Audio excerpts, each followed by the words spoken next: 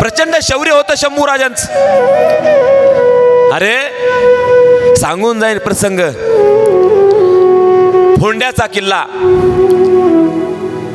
ज्याला गोव्याचा किल्ला म्हटलं जातं, त्या फोंड्याच्या किल्ल्यात येसाजी कंक आणि त्यांचा मुलगा होता कृष्णाजी कंक. जबाबदारी होती. इथं पोर्तुगीज लोक होते, गोव्याचा व्हाईसराय, सगळी त्या फोंड्याच्या किल्ल्यावरती आक्रमण करायला आलेली आहेत. प्रचंड लढाई चालली आहे वाऱ्याच्या वेगाने. तुफानाने आमचे सैनिक, आमचे मावळे लढतायत.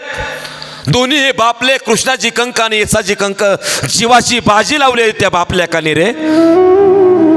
फार मोठे उपकार आहे दादांनो त्या कंक घराण्याचे सुद्धा. या भूमीवरती, या मातीवरती शिवरायांपासून सोबत केली, पार शंभूराजांपर्यंत सोबत केली दादांनो. ते येसाजी कंक लढत असताना इकडं त्यांचं सैन्य एवढं होतं, तोफा एवढ्या लागल्या की फोंडा किल्ल्याचा एक बुरुज ढासळला.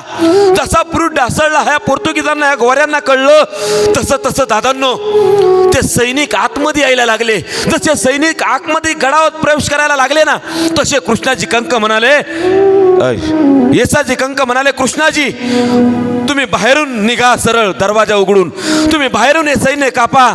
आम्ही जेवढं आत येईल ते मी कापून काढतो. आपल्यावर जबाबदारी येते. दादांनो मावळे लढत होते. आता एकतर खिंडार पडले किल्ल्याला, सैनिक आतमध्ये येत होते. मराठी ऐन उन्हातानाचे लढत होते, जीवाची बाजी करत होते. काही सैनिक आहे आमचे त्यामध्ये कामी आले, काही मावळे कामी आले. इकडं बाप आतमध्ये लढत होता येसाजी कंक, लेकरू बाहेर लढत होतं, जीवाची बाजी लावली होते. अनेक घटिका होऊन गेली. आमचे मावळे जीवाचे राहण करून लढत होते दादांनो. पोटातली कातडी तटातट तुटत होती, पोटात अन्नाचं कण नव्हता, तरी मावळे लढत होते. पण एवढ्यात एक वाऱ्याच्या वेगाने बातमी आली, शंभू राजे ताज्या दमाची फौज घेऊन फोंडाजवळ करत्यात. दादांनो जखमी झालेल्या सैनिकांच्या अंगावरती काटे आले, शेव चढला. साक्षात शंभू राजे जशी येताना घोड्यांच्या टापांचा आवाज आला ना, अरे सैतानांनो आमच्या किल्ल्याला खिंडार पाडता होय र.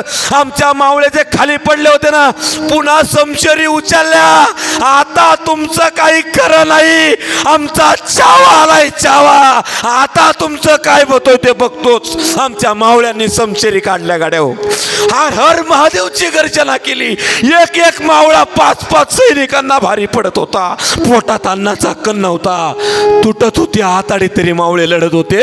आमचं राज आल्यात, आमचा धाकलं धनी आल्यात. आमच्या शंभू राजांनी सुद्धा काय करावं, पाखऱ्याचा लगाम दातात धरावा, दोन्ही हातामध्ये समशेर घेऊन यावं. अख्ख्या पोर्तुगीजांना उभं आडवं माझ्या छाव्याने कापून काढलं. त्या गोव्याच्या व्हाईसरायवरती हाता गेले. ज्या व्हाईसरायवरती हल्ला केला ना, त्या गोव्याच्या व्हाईसरायकडे महाराज गेले, पण त्यांनी तिथून जागा बदलली. बघता बघता दादांनो माझी संभाजी राजांना एवढा रागानावरती झाला होता ना, ही मिजाज आमच्या स्वराज्यावरती हल्ला करण्याची ही तुमची ताकद. दादांनो त्या मांडवी नदी त्या बाजूला, गोव्याच्या बाजूला गेल्यानंतर नदी वाहत होती. शंभू राजे एवढे बेभान झाले होते. माझ्या शंभू राजांनी त्या मांडवी नदीत घोडा घातला. पण एवढ्या मांडवी नदीत घोडा घालताना लक्ष नव्हतं दादांनो. महाराजांना वाटले इतकी खोली नसेल, घोडा पार वाहत जायची वेळ आली दादांनो. हीच घटना दादांनो खंडोबालाने पाहिलं. शंभू राजे भानावरती नाही आहेत, घोडा पाण्यात गेला तरी शंभू राजे फक्त लढायच्याच बेतात आहेत. त्या मांडवी नदीत दादांनो शंभू राजांनी घोडा घातला.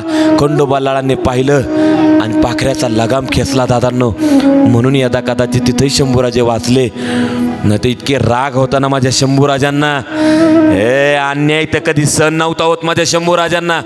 तिथं माझ्या शंभूराजांना वाचवलं. पण एवढी जरब त्या गोव्यावरती बसवली. त्या पोर्तुगीजांची राजधानी होती गोवा.